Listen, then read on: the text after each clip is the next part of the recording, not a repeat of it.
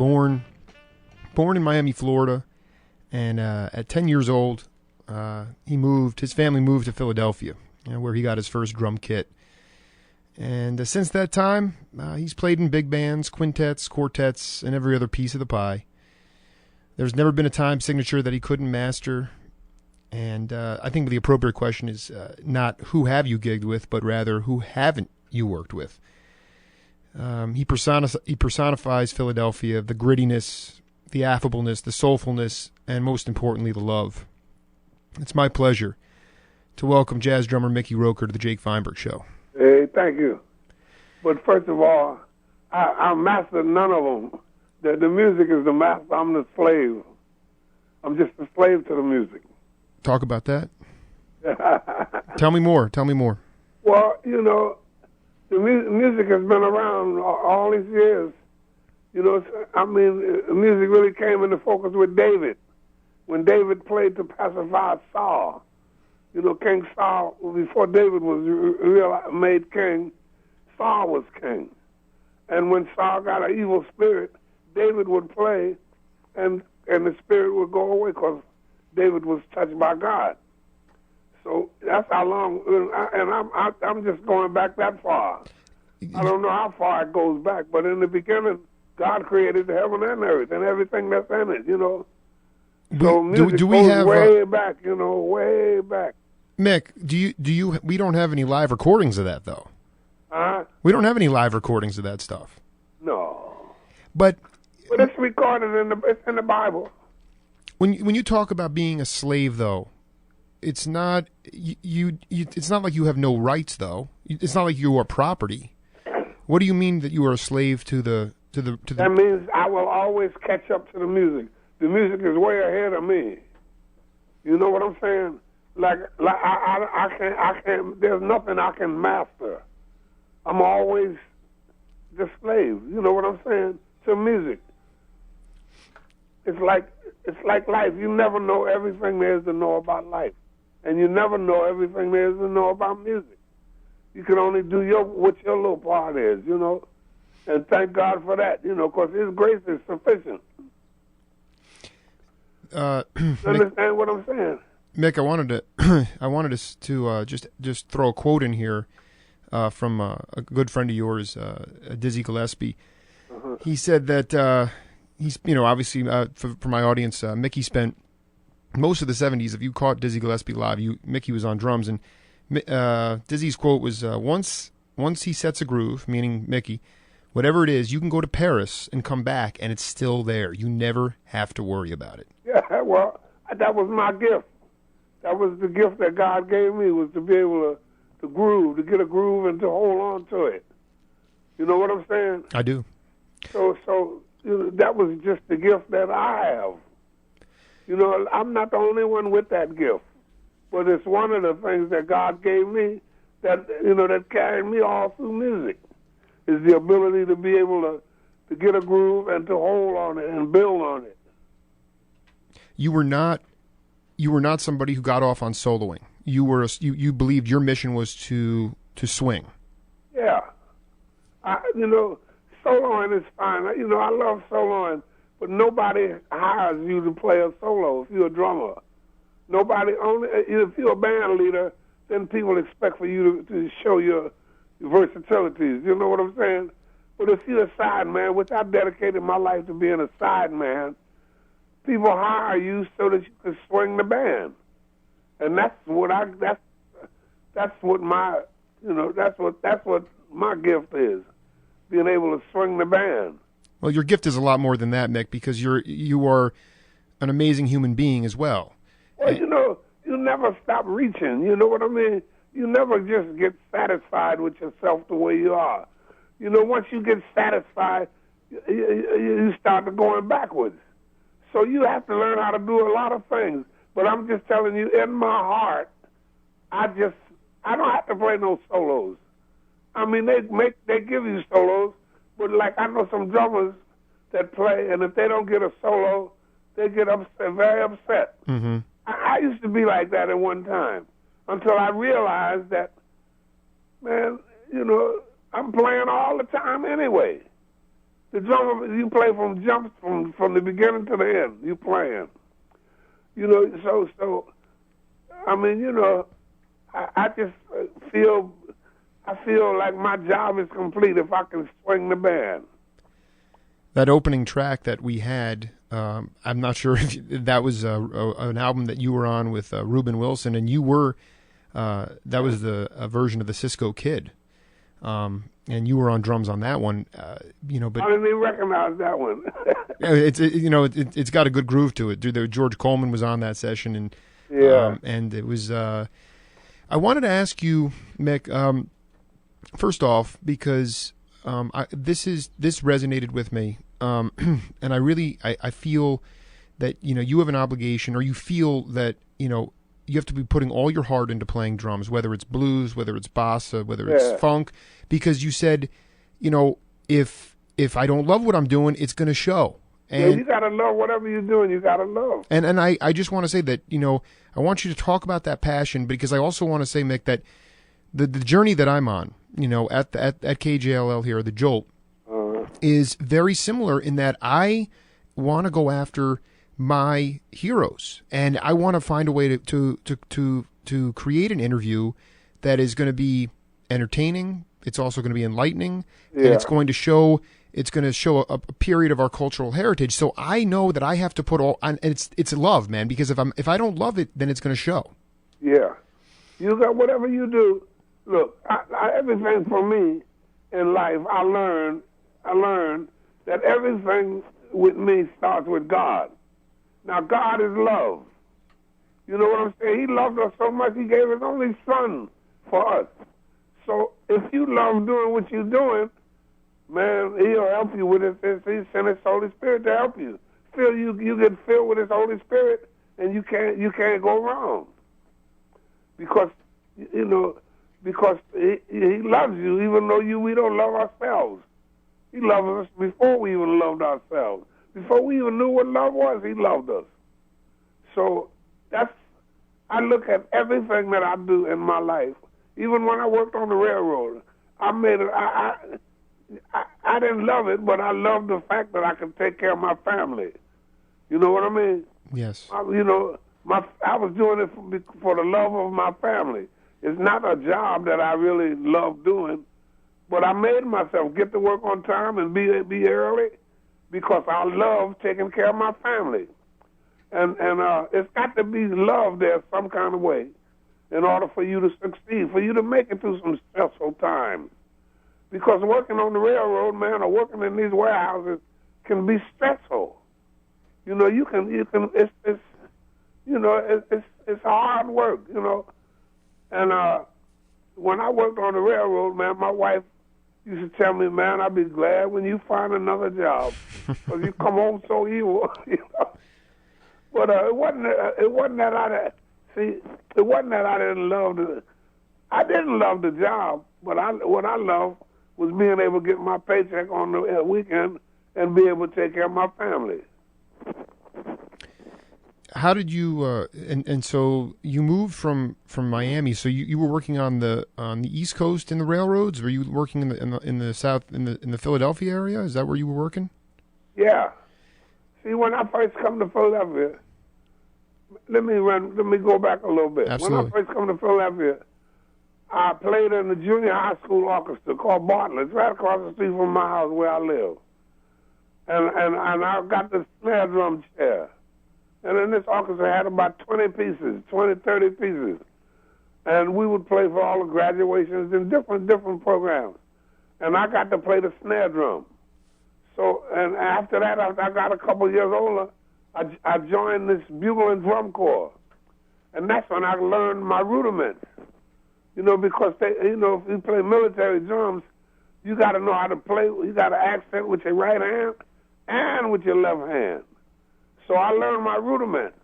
So now getting on down the road, I go in the Army. Before I went in the Army, I got a teacher.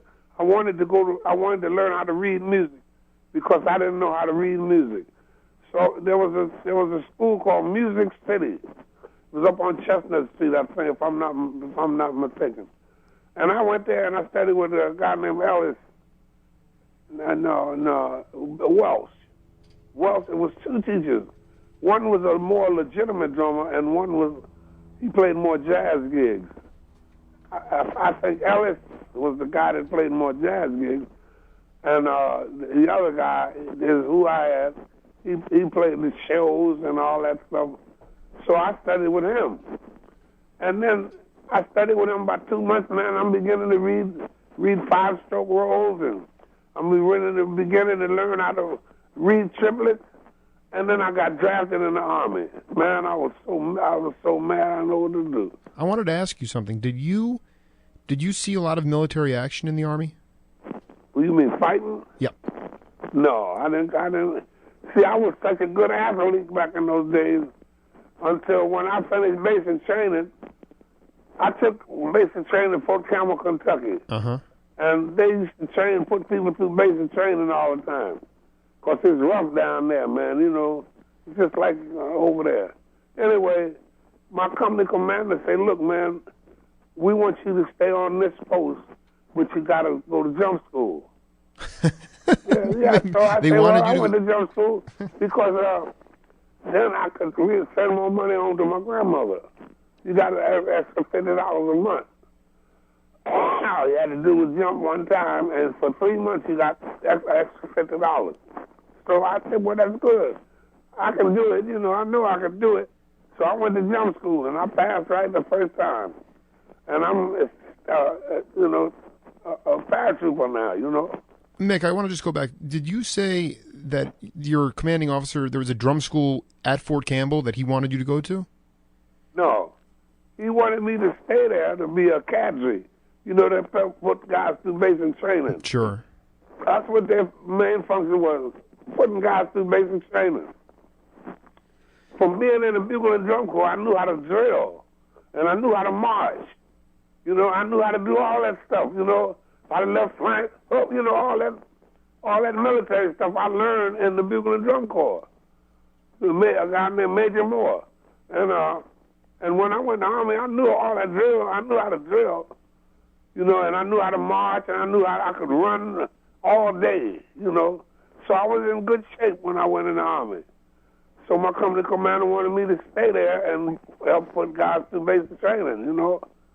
And so that's what I did for 2.5 years. I see. You were a trainer. You were a teacher. I was like a cadre. A cadre, yeah, absolutely. Mm-hmm. And then take us. How did you get back? You went back to Philly after that. Did you ever spend any time? See, they thought I was going to re-enlist. Right. But man, all this whole time, man, my heart started on playing the drums. So when I got discharged, my company commander called me in and said, "Look, you can go home now, but if you want, you can come stay home, see your family, and you can come back anytime." So I said, "Okay." So I went home and went right back to school, music school. Then I studied with a guy named Gilbert Stanton. He was the guy that he gave you the test. If you want to join the union, you had to read a certain amount of stuff. So he was the guy that tested you. So I studied with him, and I studied and I passed and got in the union, and I started playing. You know. Mm. That was in the. That was in Philadelphia. In Philadelphia. In what time? What years were that? That's like in the. Look, I got out of the Army in 1955, 1956. Somewhere between 1955 and 1956, I started playing over there, you know, going to the union, to jam sessions, going different places to jam sessions, trying to learn songs. And as a matter of fact, we had here in our house, where I live at right now, we had jam session every Sunday. And my grandmother would have prayer meeting in the back, and we'd be up in the front room playing jazz. And then one of the ladies said something to my grandmother about, "How you let them kids play that music up there while we back there praising God?" She said, "Look, I know where my kids is at. I know where they at, you know." So she encouraged me to no end. Her and my uncle, you know, they wanted to see me play. Because I was, from a kid, I could always play. I could always play it was a question as to whether I was going to be a rock drummer or I could play that rock stuff. most young guys could play that rock stuff.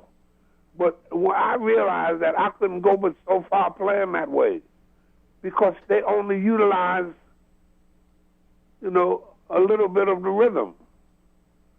So I wanted to play jazz because jazz, you get to play legitimate 6/8.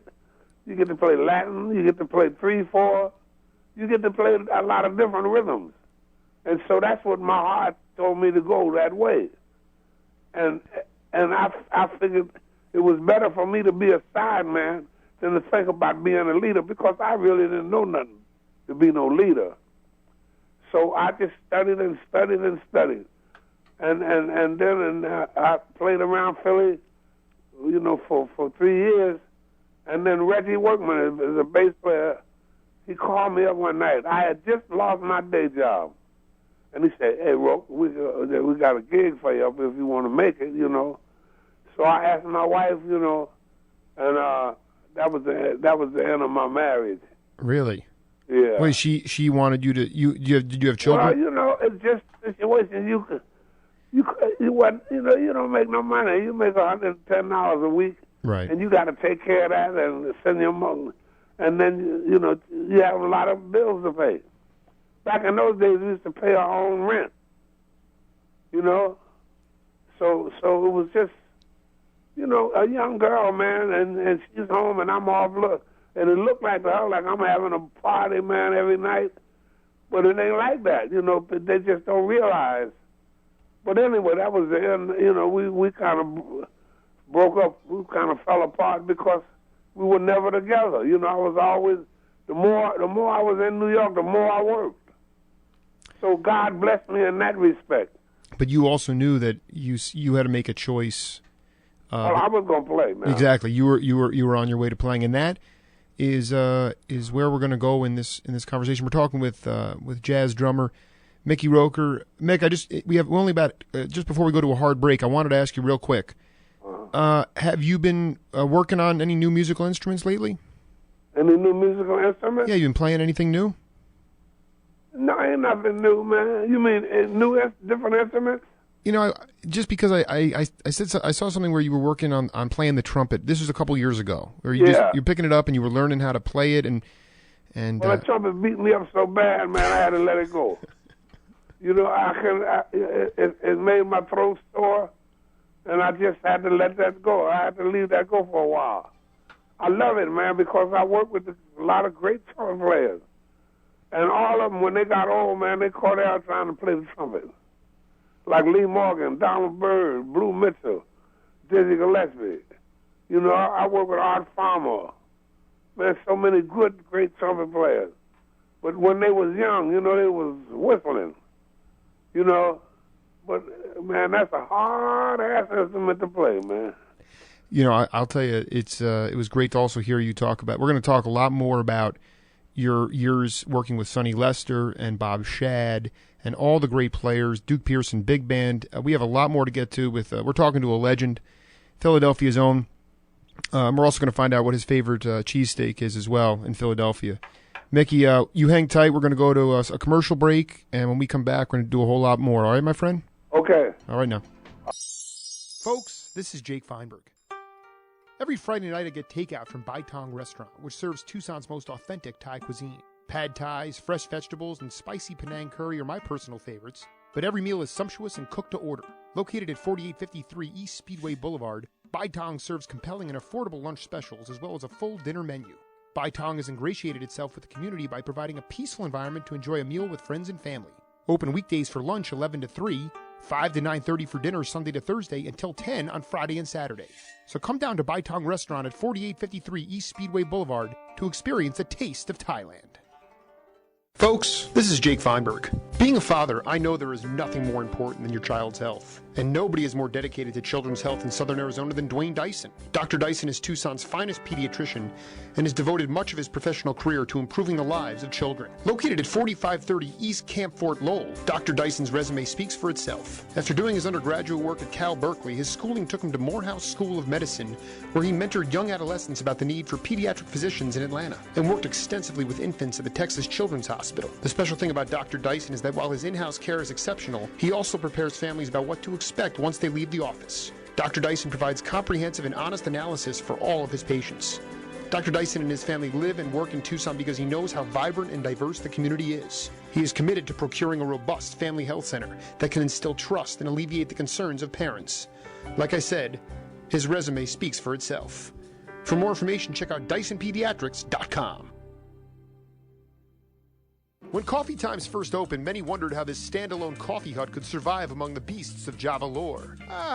But some 10 years later, the answer is a resounding yes. Located at 3401 East Speedway Boulevard, Coffee Times specializes in many different drinks from mocha fraps to lattes to my personal favorite, the Ice Power Coffee. The best part about Coffee Times is their convenient two-way drive-thru, lunch menu, and supreme service. Not to mention their weekly special. The next time you're in the area, head over to Coffee Times on Speedway between Alvernon and Country Club. It will definitely kickstart your day.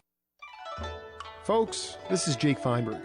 One of the first things I wanted to do when I moved to Tucson was find authentic Chinese cuisine. After a tip from the Chinese Student Association, I headed over to Badar Chinese Restaurant.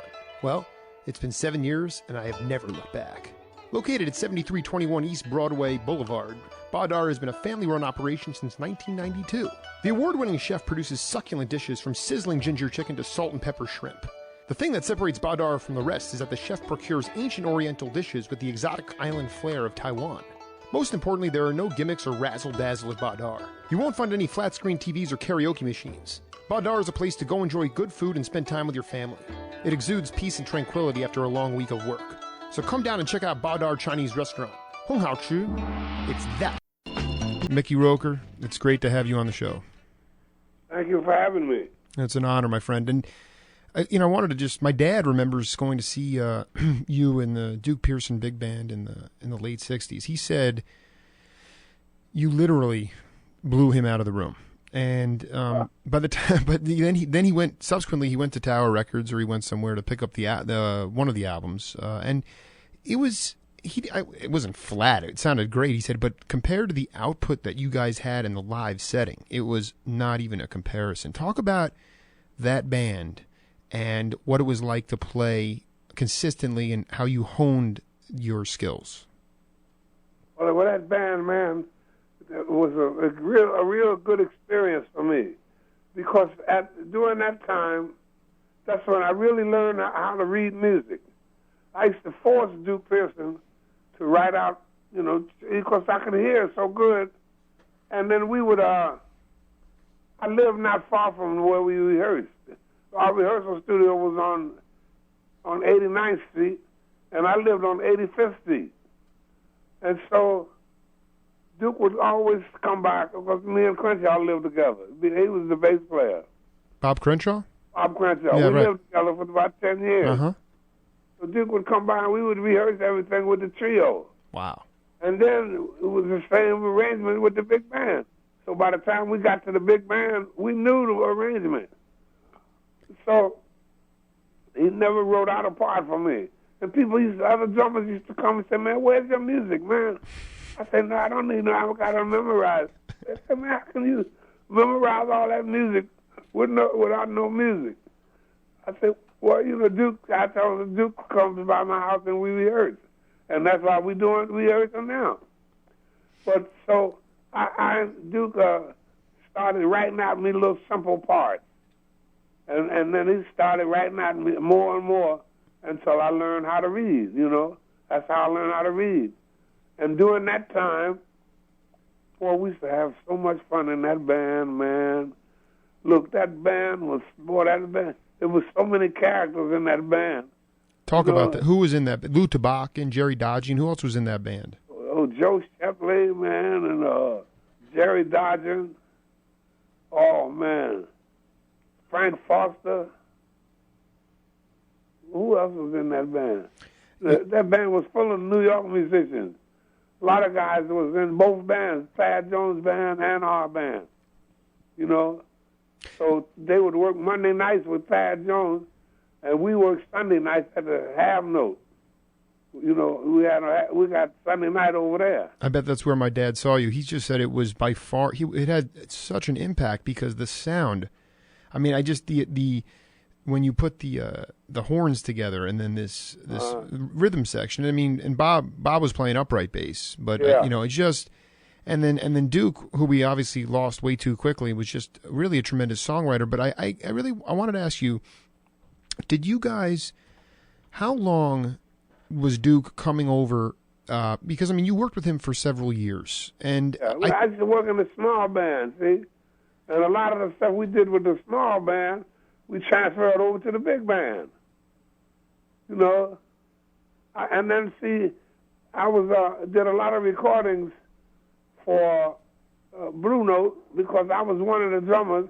Me, Billy Higgins, Al Foster, and another drummer. What's his drummer name? Oh man, it was about 4 of us. I should know it too, but I only want to talk about Mickey Roker. Al Harewood. Al Harewood, sure. Harewood. You know, we were like the drummers that they would choose when they didn't have a drummer. So, you know, me and Billy Higgins did a lot of record things with people coming to New York and didn't have a band, you know. So you know, and Duke liked what he heard, you know. So that you know, he chose me to work with a big band, you know. I always think back, what do I really want to ask all my heroes? And I say, okay, put me in the scene. You worked on the Mainstream label with Bob Shad for a little while in the early 70s. And there was one album called The Awakening. It was Mike Longo. Oh, yeah. And I look at the cover, I look at the inside jacket, and I see you. And you and then I see Ron Carter, and I see Al Gaffa and Dizzy, and then there's Mike and James Moody, and I'm like, how did all these guys what was it like to be in a room of guys that, I mean, did any of them really have any ego, or it was just total love? Ego was out of the question. No ego. And these guys dying and going to heaven in that band. So I mean, it's like being in heaven, man. All that vanity and stuff is out the window. But when, for instance, like Mike would write a song like The Awakening or a piece of Resistance, and then he'd give it to you guys. How did Bob Shad, how was he involved in the production part of it? It was just open? Can you take us through that? I'm really trying to search for that. Well, Mike would write the arrangement. And we would try to play it. You know what I mean? Mike is a good writer. He wrote a lot of stuff for Dizzy when Dizzy he was in Dizzy's band. Absolutely. You know, and he's a good writer, and now he's a good teacher. In fact, he just got a book coming out. Yeah, I talked to him the other day. Actually, when I'm in New York, I'm gonna go see him. But I just, you know, I look at the where did Bob Shad fit into it? Because when I look at the pictures, he's always... Bob Shad was an A&R man.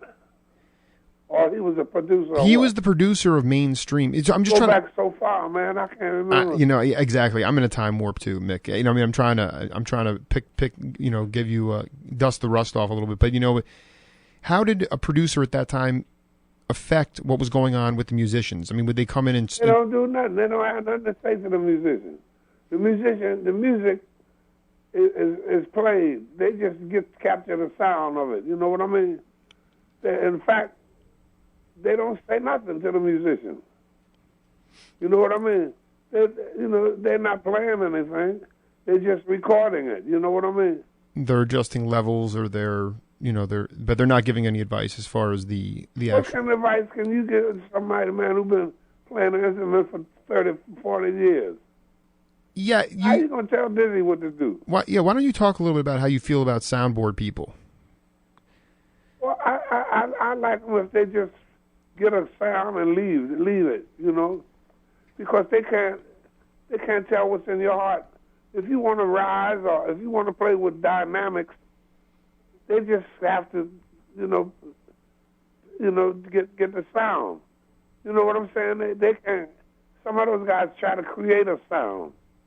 And they can't create nobody's sound because they don't know what's in the person's heart at that time.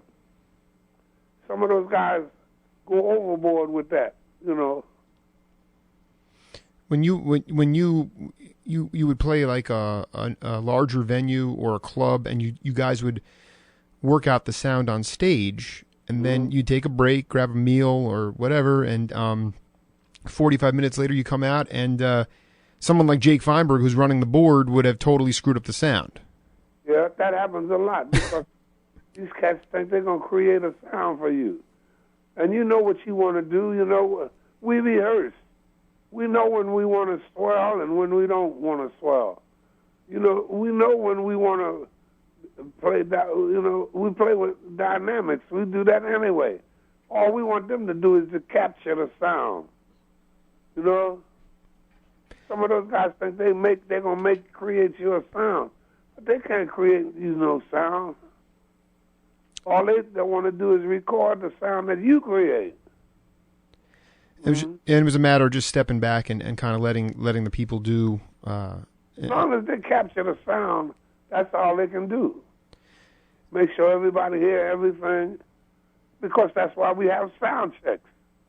You know, and make sure everything is heard, even down to the chip of the stop cymbal. But then after that, they should leave it alone. Let the players play. Mick, did you, Mick? And I know it's only if you can pull it out of the memory bank. But in the early '70s, you were doing a tremendous amount of studio work, and we've talked a little bit about the early '70s with the wah-wah pedals and the amplification, the way the music was changing. But were you doing live? Did you find yourself doing a lot of live shows, like touring up and down the East Coast with on different tickets, or what were you doing during that time in a live context in the early '70s? I can't remember. That's so long ago, man. Long time ago. Yeah. Okay. So I can't remember. Well, let me just play, man. You know, my mind is on playing. And if I can get through the playing part, it's up for those guys that capture the sound to get the sound. You know what I mean? They can make a sound. You know what your sound is, and so you just try to play to the best of your ability. I would be remiss. Mick, we never we had a very brief conversation, but the great. I mean, if I didn't get married in Tucson, where we got married here in Tucson, but if I could have gotten married anywhere else, it would have been at Ortlieb's Jazz Club. and I really want just you to. I want to spend some time, because I was there a few times, and it was just. That to me was part of a different generation, and you held down the fort there for so long with guys like Sid Simmons, and so I know a lot. I got a lot of when I asked people for their submissions of what they want me to ask, they said please ask them about Ortlieb's and what that whole thing was about and what it was like. Well, Ortlieb started out as a beautiful place for young guys to come home their skills. It started out, and it would be so crowded, man, you couldn't move in there. And then, everything started getting more and more, financially wise. But it was a beautiful place to play. It didn't look that great, but it was a great place to play. And then when they sold it, they tried to make it look nice and all that. But they didn't capture. They didn't do anything to create the sound system was out to lunch. But Ortlieb's was a beautiful place, and now I hear they're gonna try to open up another Ortlieb's on Girard Avenue. I was talking to some people over there yesterday. I was gonna say I was devastated to hear that it closed. So we got to open a new. It was a lot of. See, that building is gone. What did so what was the first time? What was the earliest time? When was Ortlieb's first open, and when did you first start playing there? Well, it must have been 25, 30 years ago, because now as time go on. But I started playing there when I worked with Shirley Scott. I started playing there when I worked with Shirley Scott. Me, Shirley, and Arthur Harper. First it was Benny Nelson. He was a bass player. And then Harper, we got Harper the job. And Harper, Shirley and Harper was the guy that was the ones that really got our Ortlieb going. And, man, that club would be full of people, man. And Harper was such a fine bass player. So all the young guys, all the bad young musicians, they didn't want to play unless Harper was playing. How did so Shirley didn't have to worry about the bass line on the Hammond, so she could just could just solo. She loved the bass player. She loved a bass player even when, but she didn't play Hammond there. She played piano. Well, she was playing piano during that time. Yeah. Mm-hmm. Even when she played the organ, she had a bass player. First, Bob Crenshaw did some work with her and too. George Vivier. Right. Mm. As we look at the present moment, Mick, what do you still feel that you want to do in your life? I just want to get a groove. I just want to swing and get a groove. That's all I want to do. I ain't gonna do nothing to change the music. I just want, when I get a job, I just want to make people feel like dancing when they hear us play. That's all I want to do. It's funny. If I could do that, I can go to my grave in peace. It's funny because I was talking to John Hurd, the upright bass player, and he said the same thing about the bass. It's just, he said it's about making people dance. Yeah. It's about putting the dance in it. That's what it's all about. See, when we first started playing, we used to play a lot for dancers. And you couldn't drop the beat. You had to keep that beat. And that's why I was never very few times the drum solos, because the drummer would go off and the people would stop dancing. So you learn how to play so that there's a pulse there in the music. And that's what's beautiful, to keep a pulse going. Mm-hmm. One of the real, I have several soul brothers who have just been driving me on this journey, and they're all from Cherry Hill, or they're from Philadelphia. So I want to spend the remaining time talking to you about all things Philadelphia, and really, Mick, first, what did Philadelphia mean for jazz in history? I mean, just talk about. Well, a lot of people come from Philadelphia that were influential in the jazz scene. They might not have been born here, but Dizzy Gillespie's whole family lived here. The trumpet player from Chester, from Wilmington. Clifford Brown, sure. He worked around Philly a lot. Johnny Coles, John Coltrane, Philly Joe Jones. Philadelphia got such a rich history in music. So, that's why there's so many good musicians here. Pat Martino as well, right? Yeah. Yeah. And there were a lot of guys who were unsung heroes. There were a lot of guys who were. Let's go through the unsung heroes. How about the Grubbs brothers? Who? They did the early '70s guys, the Grubbs brothers. Yeah. Or Sid Simmons. Yeah. Or Grover Washington Jr. There's so many cats, man, from Philly, man. They got some cats. They got a cat man named Byron Landrum. He's a bad young drummer. He took my place at Ortlieb. Yeah, no, he worked with Pat Martino too, actually. He worked with Joey DeFrancesco now.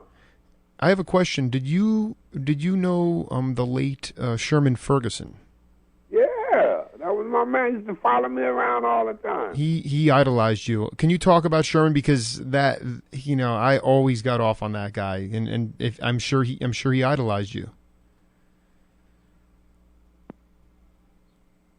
You there, Mick? I think we lost Mickey Roker momentarily here. We got about 8 minutes left, and I just got to say that this has really been an experience for me. as an opportunity to go out and pursue this archive of our cultural history and our cultural heritage. Mickey was the first drummer I've had on the program. I had Pat Martino, a legendary jazz guitarist, Calvin Keyes, another amazing jazz guitar player, and that was followed up by John Handy, the wonderful alto sax player, and Henry Franklin, the skipper, George Cables, and now Mickey Roker, and I think we might have Mickey back on the phone. Mick, you there? Are you there, Mick? Oh, anyway, we were talking about Sherman Ferguson and his relation to him, or his the way they used to walk around Philadelphia, and just play a lot, and just for the upcoming guests are going to be Emil Richards, Peter Magadini, Larry Vukovic. We have Ernie Watts coming on, and really just a tremendous amount of just guests, and we're just going to continue this for as long as we can possibly do it. I think we're back on. Mick, are you there? Mickey Roker. Oh, we've lost him. It's okay. We're working through things here. It's transitional, so we'll consider it a set break. About 7 minutes before the hour. This is the Jake Feinberg Show, and hope everybody's doing okay. I've been doing okay myself. I've been doing a lot of music myself. I've been singing quite a bit. Consider myself a poor man's Mark Murphy, and doing a lot of singing, but also doing a lot of scat singing. Doing my radio, my spots, over bass lines and guitar lines and drum beats, and actually, it's really quite an experience to actually express yourself musically, because you really just you feel more, you just feel totally free, and so I've been doing that. I've been doing the radio program, and I continue to hold down my day job as well. But this is about as spiritual as we come. We're going to try one more time. Mickey Roker, are you there? Yes. Mick, it's so good to hear your voice, man. I'm so happy to have you back. I'm so sorry, but let's talk about how you met Sherman Ferguson. Well, when I first started playing around Philly before I went to New York, he used to follow me around every gig I was on. Man, he was sitting there listening. And I knew him. We would run into each other when he went out and he was playing with Kenny Burrell. And then he moved out there, and I just see him when I go out there to Denver and different places. He moved out there. He lived in Colorado, and they moved to L.A. But I've been knowing Sherman since he was a young kid. And he would just show up, and he'd want to know, just learn all about just your chops and about how you played. Well, he just watched, He would just watch. You also had there were guys like Eddie Green and Odeon Pope, who you did an album with back in 1995 as well. But Mick, how do you are you playing these days in a group? Do you play with your friends? Do you play live? I play sometimes. I just got back from Italy. I went to Italy over there to play with an Italian band, just a trio. And I just got back from that. But I don't work that much. I do have a job here on July the 2nd. They're honoring Philly Joe. And where is that going to be? It's going to be at a place called Christie's. And who's it's you, and who else is playing there? Bootsy Barnes and Lee Smith and a piano player named what's his cat's name? I can't think of his name. But it's it's ironic as we wrap up in our remaining minutes. It's in honor of your idol, Philly Joe Jones. Yeah, he's my man. That was my man. Nobody played the drums like that guy. What made him special above the rest? Because he knew how to play an arrangement, and he could swing his ass off. Nobody could swing like that guy. And he knew how to play an arrangement, And then as a leader, he found ways of. I mean, I think that was effective. When you look at someone like Dizzy or Philly Joe, they weren't demagogues. They wouldn't be overly critical of people. How would they get them to grow as musicians? For instance, if they had a horn. It's up to you to grow. Can't nobody make you grow. It's up to you to grow. You know you can't stop trying, and you can't stand still, because if you do, you start going backwards. All you can do is be an inspiration for them. You know what I mean? You have to make them want to. You have to play so hard, and they say, "Well, that's man, the cat's really playing hard," you know. But there's something to be said for having a leader who can say to you in the right way, "This is I like this. I don't like this so much," and give you a focus. Give you a focus. Yeah, you need that too, because you don't know what people have in their mind. You know, you need somebody to tell you that I want this, I want that. A lot of the band leaders just don't say nothing to you, you know, and I don't like that. I like for somebody to tell me what's up. Yeah, no, I just you have something to work on.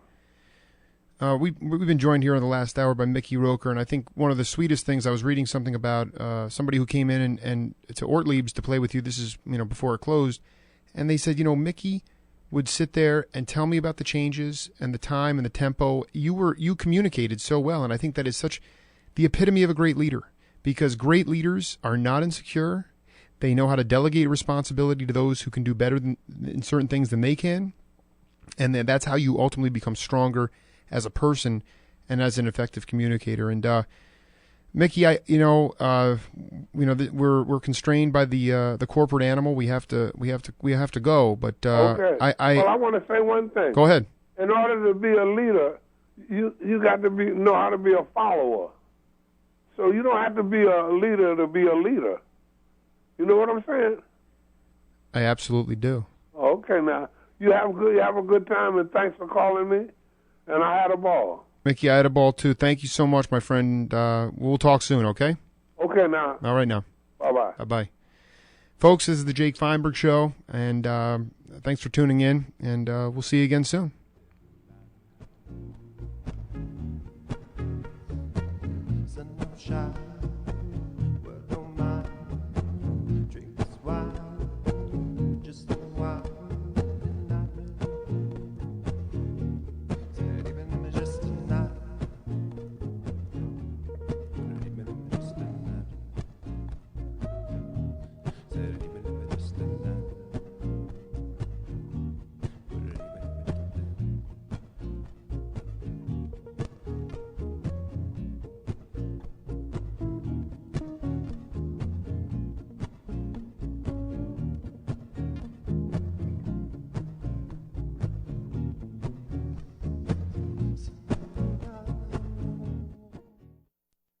Local talk at its best. What are you talking about? Local talk at its best. What are you talking about? Tucson's Choked. KJLL, South Tucson.